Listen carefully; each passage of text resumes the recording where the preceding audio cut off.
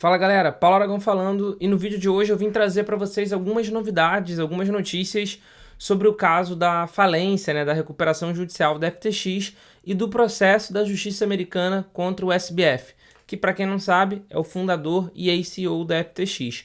Ele nesse momento ele se encontra em prisão domiciliar na casa dos pais nos Estados Unidos, após ter pagado uma fiança de aproximadamente 250 milhões de dólares.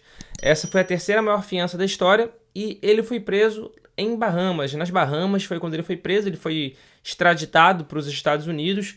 Teve a primeira audiência, onde foi estipulada a fiança de 250 milhões de dólares. Deram um jeito de pagar pelo menos uma parte por enquanto, encaminhar o resto, e nesse momento ele se encontra em prisão domiciliar com os pais. Pois bem, ao longo dessa última semana, teve início de fato a uma espécie de julgamento. Não chega a ser julgamento ainda, porque o julgamento agora está com data marcada. Vou compartilhar aqui a notícia. E a notícia diz que o SBF ele se declarou inocente. Mas mesmo assim, o juiz proibiu ele de acessar qualquer fundo da FTX ou da Alameda. Pois bem, por que ele se declarou inocente? Primeiro, para ganhar tempo na hora da defesa. Porque ele ainda pode voltar atrás dessa declaração de inocência dele. Se ele desistir de se declarar inocente daqui a 3 meses, tudo bem, não tem problema, ele ainda consegue negociar um acordo.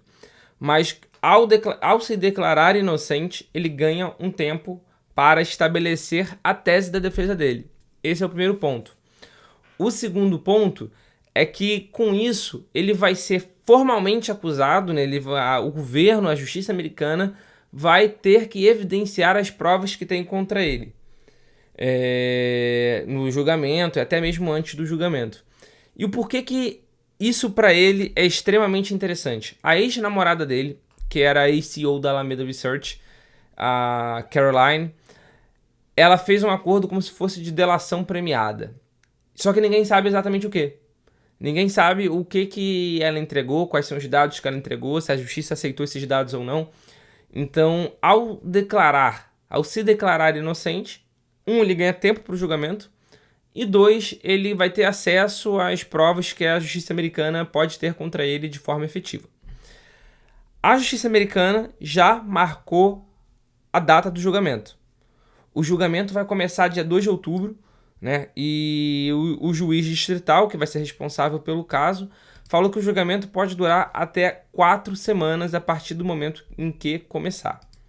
Então essa foi a primeira novidade. Já era uma novidade esperada, porque era um movimento natural, que ele se declarasse inocente e que a data do julgamento fosse marcada. Mas o que a justiça americana fez? A justiça americana ela teria que notificar as possíveis vítimas do caso da FTX, que a gente sabe, são milhões e ao redor do mundo, não só nos Estados Unidos. Então, para fazer essa comunicação, o que aconteceu? Eles criaram um site para notificar as possíveis vítimas do caso da FTX. Então, ao invés de usar outros meios de comunicação mais tradicionais, até para a justiça normalmente, eles criaram um site que entrou no ar agora, no dia 6 de janeiro. E esse site é esse daqui, é um site da Justiça Americana, vocês podem ver, justiça.gov. E aqui o que está falando? Está falando que é um processo dos Estados Unidos versus o Samuel Bankman-Fried, que é o conhecido, o a.k.a. SBF.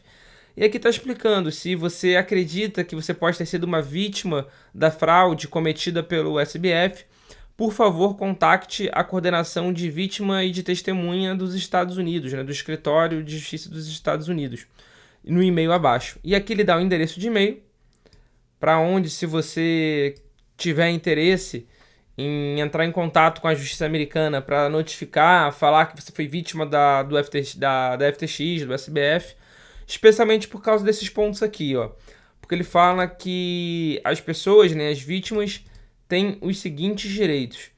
Aí ele fala de ser protegido do acusado, ou seja, de alguma forma, se você se sentir intimidado pelo SBF, ser protegido de alguma maneira por causa disso. Mas o que mais me chamou a atenção foi esse daqui, é o 6. O direito de ser ressarcido integralmente de acordo com a lei. esse é o ponto mais interessante, de fato, para quem perdeu dinheiro na FTX. Por a gente estar no Brasil, eu não sei se vai acabar tendo alguma utilidade, se a gente teria esse direito também resguardado pela justiça americana, mas, porém, contudo, todavia, eu acho que seria bastante válido, até para eles terem uma noção, uma real noção, de qual é o tamanho desse buraco, né, o tamanho real desse buraco. Eu acho que seria bastante válido enviar e-mail com essa informação para esse endereço aqui da Justiça Americana.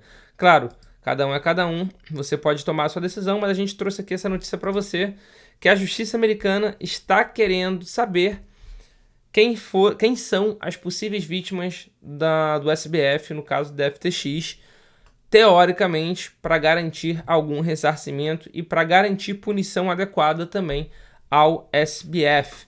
Vale ressaltar, eu acho que essa aqui está na matéria até aqui do Criptofácil, vamos ver junto.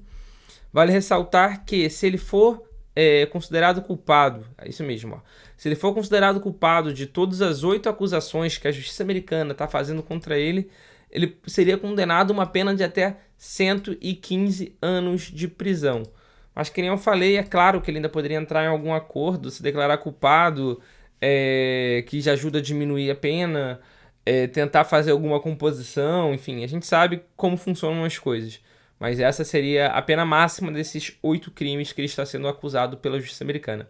Pois bem, esse era o objetivo do vídeo de hoje, falar para vocês que a justiça americana quer saber quem são as possíveis vítimas do SBF, e fiquem ligados aqui no Criptofácil, que sempre que a gente tiver alguma novidade sobre esse caso, a gente vai trazer aqui para vocês, beleza? Valeu, e eu tenho um encontro marcado com vocês aqui no próximo vídeo.